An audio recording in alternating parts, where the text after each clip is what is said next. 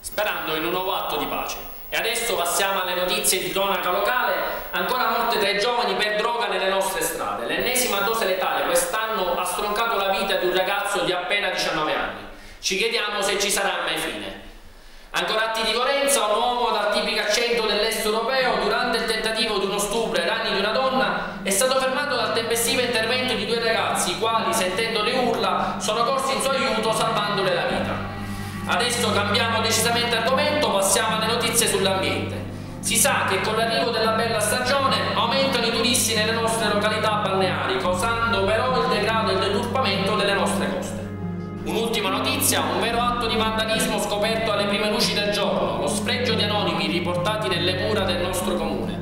Scritte indelebili che rappresentano il malcontento generale del nostro paese.